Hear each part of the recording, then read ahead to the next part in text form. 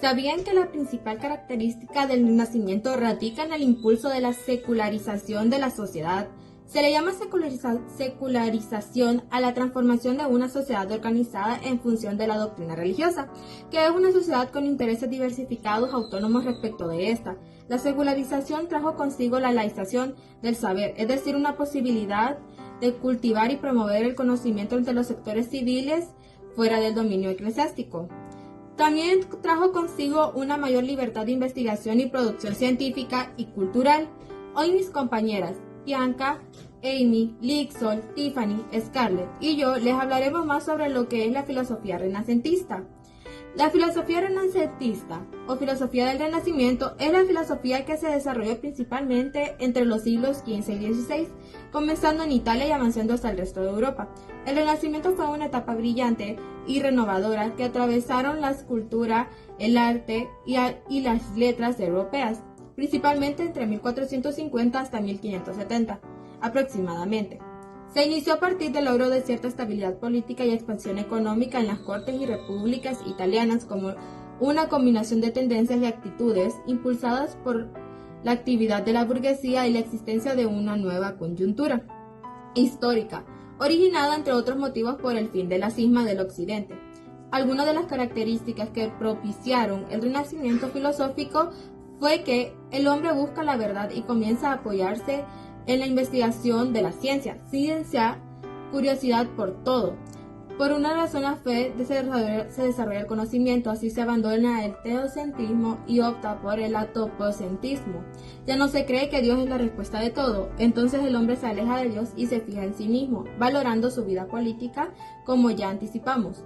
Uno de los cambios más significativos fue el de reconocer el valor de la vida humana en la tierra. Esto implicó que el hombre terrenal y sus actividades cotidianas adquirieran tanto valor como las del hombre espiritual.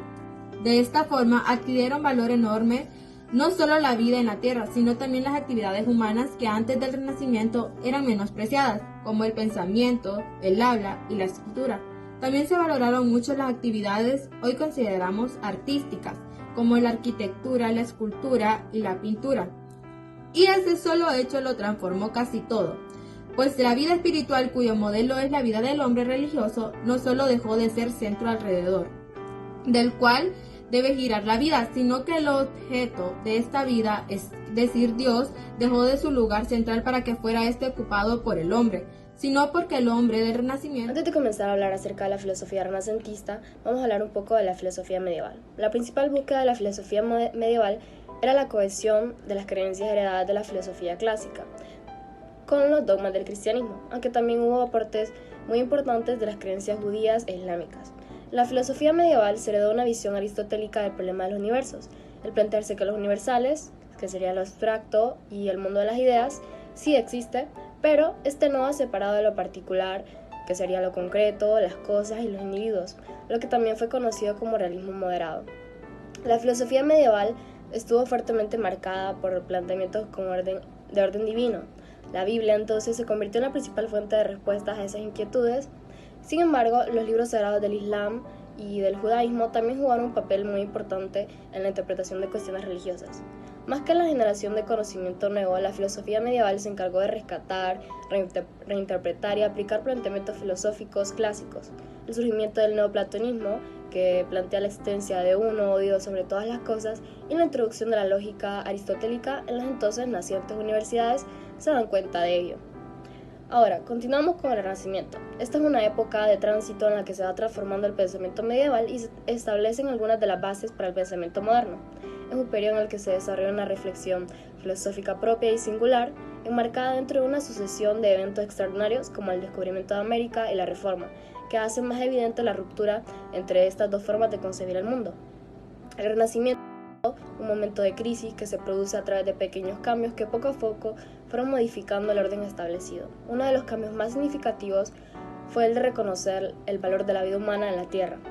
De esta forma, adquirieron un valor enorme no solo la vida en la Tierra, sino también las actividades humanas que antes del Renacimiento eran menospreciadas, como el pensamiento, el habla y la escritura. En el caso del Renacimiento, fueron los hombres de esta época quienes utilizaron esta palabra para comprender el tiempo en el que vivieron. Valoraban principalmente la antigüedad latina, porque el Renacimiento comenzó en la ciudad de Florencia, Italia, donde antes había florecido el Imperio Romano. Con la recuperación del pensamiento antiguo, renacieron también dos formas de pensamiento, la magia y la astrología. Estas desempeñaron un papel fundamental en la formación del pensamiento renacentista. Ahora, vamos a continuar a hablar de tres cosas importantes: el humanismo, el pensamiento utópico y el pensamiento científico. El humanismo. Algunos de los filósofos del Renacimiento son conocidos como humanistas. Estos se preocupaban no solo por la naturaleza del hombre, sino también se preocupaban por el cultivo de las cosas que nos distinguen, como ya mencioné, el habla, la escritura, la ciencia y entre otros. Esta es en torno al hombre y a su actividad, su forma de relación con otros y con Dios. Los humanistas tejieron los problemas y cuestiones que les son propias desde el inicio del Renacimiento. En cambio, el pensamiento utópico es un cambio, es una forma de reflexión de vida política, pero también sobre la forma de la vida humana, que aparece hacia mediados y a finales del Renacimiento. Finalmente, el pensamiento científico se desarrolla a lo largo de todo el Renacimiento, no solo como consecuencia de los trabajos prácticos y el interés por desarrollar nuevos conocimientos y nuevas tecnologías, tanto para la guerra como para la paz, sino también como resultado de la forma en la que el humanismo concibía al hombre. El Renacimiento apenas duró 2 siglos y fue una época de gran riqueza filosófica en la que surgieron muchas cuestiones y los temas de los que hoy en día son la base de nuestro pensamiento. Muchas gracias. Bueno, voy a hablar ahora acerca de Marsilio Ficino.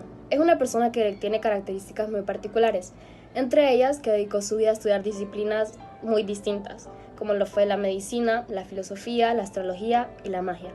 Para valorar el pensamiento, la obra y las aportaciones de Ficino a la filosofía, es necesario comprender cómo conjuga esta multiplicidad de intereses en una misma dirección para conformar de una manera específica de reflexionar acerca de los problemas filosóficos. Ficino poseía otro rasgo muy importante: él era traductor. Su importancia se debe a que fue la primera persona que tradujo del griego al latín la obra de Platón que hoy conocemos. La traducción de los diálogos de Platón fue uno de los acontecimientos más extraordinarios en la historia de la filosofía para el occidente, porque en esta región nadie había tenido acceso a ellos en lo largo de la Edad Media. Al traducir los diálogos, así como obras de Plotino y otros neoplatónicos, Ficino experimentó la influencia del pensamiento platónico, la cual modificó su formación humanística y escolástica, así como su pensamiento filósofo cristiano. Ficino se detuvo a reflexionar sobre la naturaleza del alma, pues suponía que esta era la llave que lo ayudaría a comprender desde los puntos de vista platónicos y cristianos la naturaleza del hombre y las formas de su felicidad y bienaventuranza. Al examinar el alma, no solo encontró los elementos en que se funda la inmortalidad de la misma, es decir, su origen divino, sino también todos aquellos elementos que estaban vinculados con su condición terrena. Ficino se valió de 3 instrumentos para comprender cómo está conformada el alma para la vida terrena. Uno es la medicina, uno más, la magia. Con ello explora cómo es que el alma y el cuerpo están relacionados y cómo muchos de los procesos que se desarrollan en el cuerpo, como pensar, comer, respirar y entre otros más, estos tienen un componente espiritual, es decir, que no solo se originan del cuerpo, sino también provienen del alma. Ficino consideraba que también era necesario tomar en cuenta la influencia de los astros y su ubicación en el momento del nacimiento. Si el alma humana mantiene una relación específica con el cuerpo, a través de los astros y de los humores, la magia puede restituir el desequilibrio y buscar ciertos efectos positivos o negativos en el hombre a partir de su condición. Ficino escribió Los 3 libros de la vida, un texto en el que trata sobre la forma en que ha de vivirse para tener una vida sana y larga y de acuerdo con los cielos. En Ficino hay un tema fundamental que podemos encontrar en casi toda su obra, y es justamente la idea de que la armonía y la perfección de las cosas no es solo algo interior, sino algo que se refleja y se muestra exteriormente. Esto, visto a la inversa, significa que la posibilidad de llevar una vida de armonía interior se manifiesta en una cierta condición armónica del cuerpo. La idea filosófica que se encuentra detrás de estas afirmaciones es que la belleza y la bondad son 2 condiciones de la unidad del ser. Según Ficino, se crea una relación que recorre todo lo creado, en lo que tiene una manifestación en la belleza. Desde el punto de vista ético, esto se traduce en que la visión de la belleza en el mundo es una forma de despertar la inclinación del alma al bien, es decir, un recurso para mejorar la vida que tenemos aquí y la que esperamos más allá. Muchas gracias. Hola, mi nombre es Amy Mejía. Yo les voy a hablar sobre Giovanni Pico della Mirandola. Este pensador italiano nació en 1463 durante su estancia en la Universidad de Bolonia publicó las Decretales. Pico es considerado una de las figuras centrales del humanismo. En 1485, mientras vivía en París, leyó los trabajos de Averroes, el filósofo teólogo que introdujo el pensamiento aristotélico en el occidente. Y allí consiguió con la idea de unificar las tradiciones culturales supervivientes de aquella época. Publicó las 900 tesis. Las 900 tesis proporcionan recogidas de las fuentes humanas culturales. Estas obras tratan sobre el discurso de la dignidad sobre el hombre, el valor que tiene, la libertad y conciencia humana. Ahí Pico formuló las 3 tesis que son estas: el derecho inalienable de la discrepancia, el respeto por las diversidades culturales y religiosas, el derecho de crecimiento y enriquecimiento de la vida a partir de las diferencias. Esas 3 tesis pretendían demostrar que el cristianismo era el punto de la convergencia de las tradiciones culturales, religiosas, filosóficas y teológicamente diversas. Pico acumuló la biblioteca más rica del Renacimiento y se dársela a uno de sus amigos con la condición de que no le cediera ningún convento, ya que esto era normal en esta época.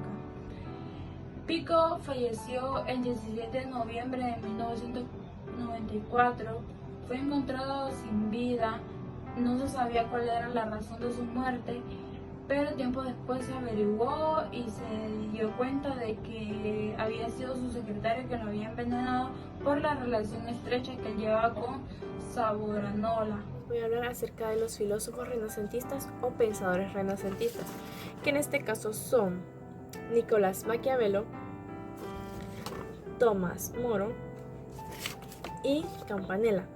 Lo que le llamaba la atención a ellos, o lo que ellos tenían en común, es que ellos buscaban obtener conocimientos acerca de cómo el hombre político actuaba y sobre sus fórmulas y maneras de poder alcanzar una política o una sociedad política perfecta. En este caso, Nicolás Maquiavelo era un pensador renacentista que estaba más interesado en estudiar y conocer las actividades políticas porque él a eso se dedicaba. Como en su obra más conocida, El Príncipe, él escribe una especie de normas que los príncipes deberían de seguir, en el cual estaban como plasmadas reglas de qué es lo que debían hacer, qué debían evitar para poder así tener un mejor camino a seguir según sus propios beneficios económicos en la política. Como Tomás Moro decía que la tesis política de Maquiavelo le ponía en evidencia que los príncipes no tenían que gobernar al pueblo, y tenía motivos para poder probarlo, porque Tomás, como canciller de Inglaterra, se opuso a varias decisiones del príncipe, y esto lo llevó a él a la cárcel y luego a su muerte por decapitación. La obra de Tomás, en la que él plasmaba algunas de sus ideas políticas, es algo especial porque es algo que no existe. Se llamaba Utopía, que en griego significa sin lugar, pero con la descripción de la ciudad y de los modos de vida de sus habitantes. Entonces Moro dio a reflejar una idea de que era innecesario que un príncipe los gobernara. Y pues Tomás también fue el primero en sentar bases del pensamiento utópico, es decir, de que aquel que no discute las cosas que como son ahora, sino cómo podrían ser o cómo podrían ser mejor o más perfectas en un futuro. Al reaccionar contra Maquiavelo, se dieron cuenta, Tomás fue el primero en decir todos los puntos negativos del poder político para que la sociedad se diera cuenta de que actuaba a conveniencia propia. Viendo la historia de nuestros antepasados, nos damos cuenta de que en este presente como que no hemos cambiado nada, porque seguimos repitiendo patrones injustos, como el gobierno actúa siempre a su propia conveniencia, siendo el pueblo el afectado. Continuando, Tomás Al igual que Campanella, formó parte también de los pensadores utópicos del Renacimiento, pero a diferencia de Tomás, Campanella no era o no ocupó cargos políticos. Campanella era un religioso sobre el cual el pueblo siempre ponía sospechas de tener una posición contraria a los principios de sus doctrinas, ¿verdad? Por sus reflexiones filosóficas, tanto en la política como en la ciencia. Y así fue como estuvo en la cárcel por 27 años. Salió 4 años antes de su muerte. Él estuvo preso porque él participaba en una conspiración contra el dominio español. Y en la obra de Campanella, que se llamaba La Ciudad del Sol, es como utopía. La diferencia es de que la descripción de era la descripción de una organización social perfecta, solo que en el caso de Campanella, la ciudad es descubierta por genoves en los mares del Pacífico Sur. Se fusionan conocimientos y como la religión para fundar una verdadera ciudad perfecta. Eso es todo. Les voy a hablar sobre Giordano Bruno. Giordano Bruno nació en Nola, Nápoles en 1548 y murió en Roma en 1600. Es un filósofo emblemático del Renacimiento porque defendió sus ideas filosóficas a pesar de que fue juzgado y condenado a la hoguera por la Inquisición. Ordenado sacerdote en 1572, fue expulsado de su congregación debido a su interés por el pensamiento humanista. A partir de entonces comenzó una vida errante que lo llevaría primero a Francia, después a Inglaterra y por último a Alemania. En todos estos países conoció doctrinas religiosas, así como posiciones teóricas y políticas que después debatió. De cierta forma, Bruno buscó conformar una doctrina filosófica que respondiera a los errores y problemas que provocara la indecisión entre apegarse al dogmatismo religioso y favorecer el desarrollo de la ciencia moderna. ¿Cómo concebir a Dios, autor de un universo infinito? ¿Cómo está organizado el cosmos si es infinito? ¿Cómo en un universo sin límite se mantiene la armonía y el equilibrio? Estas son algunas de las preguntas que Bruno intentó responder con su exploración filosófica. Produjo una obra de amplia escritura en latín, en italiano, por lo que es difícil sintetizar su pensamiento, pero como elemento clave para resolver las cuestiones que él mismo se planteaba, se encuentra la afirmación de que el universo es infinito. Fue uno de los primeros en decirlo y la crítica al concepto de sustancia individual fue sostenida Aristóteles. En lugar de Bruno propuso la idea de que solo existe una sustancia en todo el universo y que dentro de ella hay diversas maneras de existir. Es una concepción de la sustancia la que se basa en la teoría de que el cosmos es abierto e infinito y no limitado y cerrado, porque tiene la virtud de integrar todo lo que existe en una sola realidad. Un rasgo característico, como sabes, de los pensadores no platónicos. Pero además de la idea de una sola sustancia es básica para poder explorar la realidad como un continuo que parte cualidades a características más que diferencias o cualidades exclusivas. Su interés, por supuesto, también se centró en las cualidades del hombre y particularmente en las del hombre que busca y quiere conocer ese universo que se comprende, en fin, como infinito. Se extiende que para Giordano Bruno, ese hombre tenía que ser diferente, porque se proponía seguir una empresa que era imposible de llevar a cabo. Por eso, presenta al filósofo como un ser heroico que al final fue transformado en el objeto de su propia búsqueda, es decir, que para él, quien busca conocer debe empezar a conocerse a sí mismo. Vamos a hablar del surgimiento y desarrollo del método científico. Por mucho tiempo, el conocimiento que se obtenía por medio de los sentidos estuvo muy desacreditado, ya que se creía que los sentidos nos engañaban, que en ocasiones muestran las cosas de un modo distinto a como son, o tal vez nos hacen ver cosas que ni siquiera existen. Por esto se pensaba que no podíamos apegarnos totalmente a los sentidos para conocer. El mejor método de indagación se creía que era la especulación racional, cuya validez era incontrovertible. En la Edad Media esta posición se vio reforzada, porque la atención estaba más dirigida al conocimiento de Dios, ya que como no es un objeto visible en el cual los sentidos se utilicen, ni era necesaria la observación ni otros sentidos para conocerlo. El Renacimiento pues cambió este pensamiento al devolver parte del valor perdido a los sentidos, afirmando que con ellos no se puede obtener información útil para conocer lo que son cosas como Dios o la esfera de lo divino, pero sí para poder comprender cómo funcionan ciertas cosas útiles para el mundo y el universo.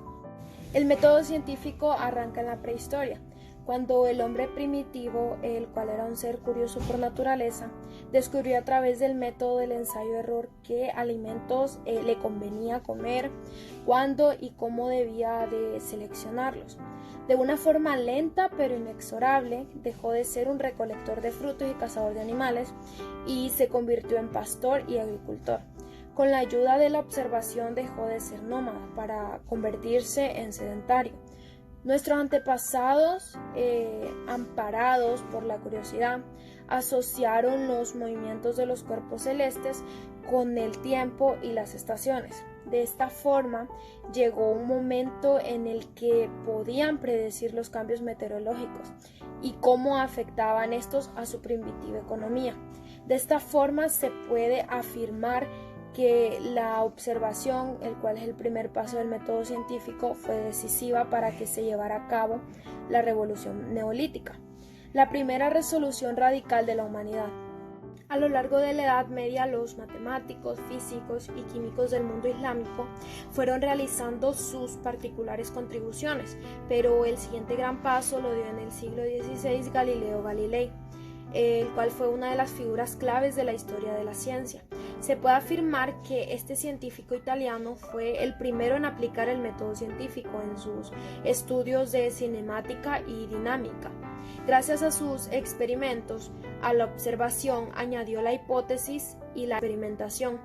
A partir de ese momento se podrían desmontar muchos de los errores aristotélicos. A Galileo Galilei le seguían las contribuciones que realizó el inglés Francis Bacon, el creador de la inducción por eliminación.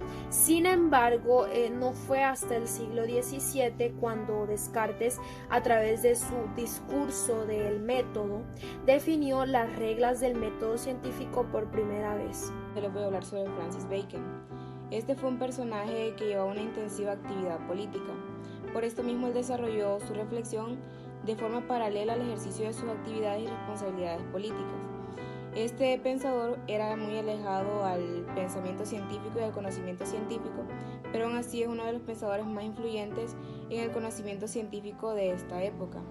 Francis Bacon decía que debíamos desarrollar nuestro conocimiento sobre la naturaleza con fines prácticos, es decir, que debíamos conocer nuestra naturaleza para dominarla. Uno de los principales objetivos de Francis Bacon era cambiar el pensamiento, o de cierta forma reformar el pensamiento. Como filósofo sentó las bases para la diferenciación de la ciencia y de la filosofía. Definió la experimentación como la vía de acceso más clara para la ciencia. Este método es opuesto al método que utiliza la filosofía, que es un método más reflexivo. Uno de los principales aportes que dio Bacon fue el Novum Organum, que significa nuevo instrumento de la organización, pero es mejor conocido solo como Organum, en donde una de sus principales tesis nos dice que el hombre debe deshacerse de todos sus ídolos o prejuicios que le cierran la mente a nuevos conocimientos y de cierta forma no le permiten su progreso como ser humano.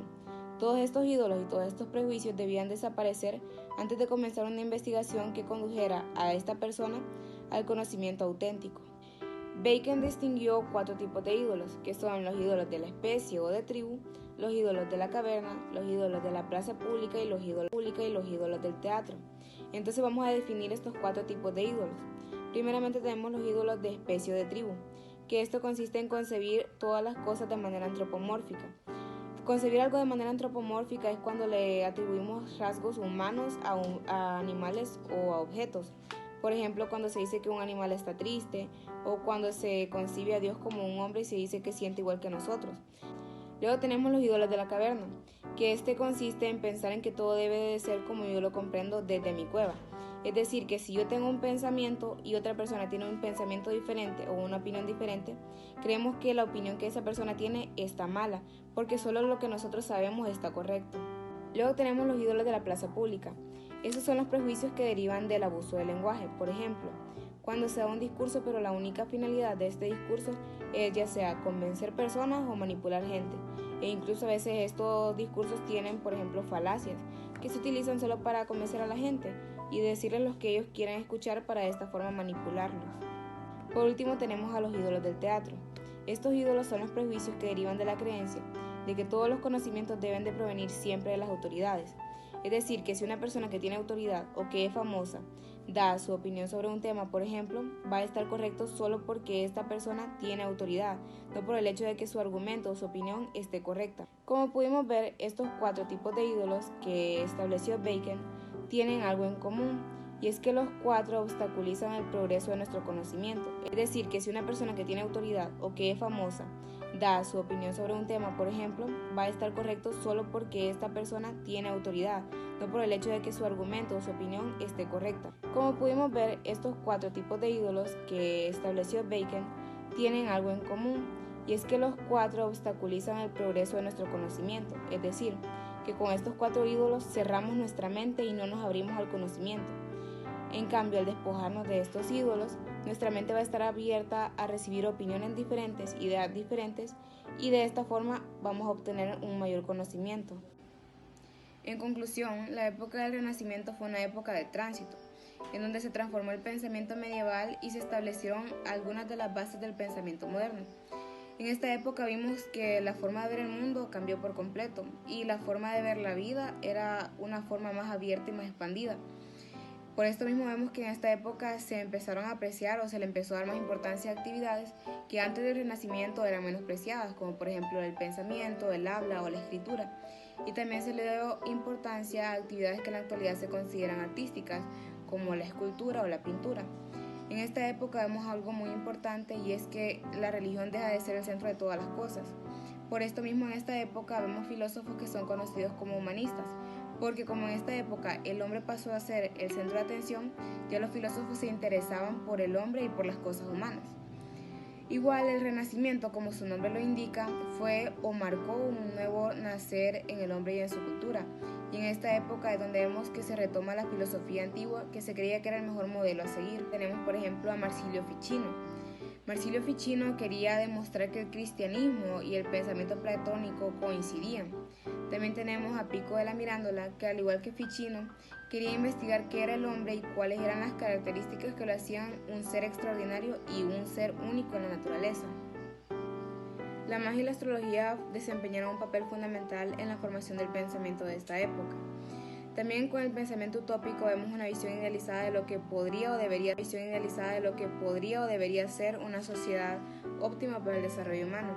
Y aquí tenemos el claro ejemplo de Nicolás Maquiavelo, Tomás Moro y Tomás Campanella, quienes buscaban obtener conocimiento sobre la forma de actuar del hombre político, y también buscaban fórmulas y maneras para alcanzar una sociedad política perfecta. Vimos a Giordano Bruno, en quien observamos un gran interés por el universo y por las cualidades del hombre. Recordemos que Giordano Bruno decía que quien buscaba conocer debía comenzar por conocerse a sí mismo. El pensamiento científico también se desarrolló a lo largo de toda esta época, y es uno de los aspectos en que mejor se manifestó el Renacimiento. Esto porque se registró un desarrollo notable, que es tan importante porque en la actualidad la mayor parte de estos logros que se dieron en esta época siguen teniendo validez. La característica principal que comparten todos los representantes de este movimiento es la opinión de que el conocimiento científico debe fundarse en la experiencia. Encontramos aquí a Galileo Galilei, a quien se lo considera padre de una parte del pensamiento científico por todos los aportes que él realizó.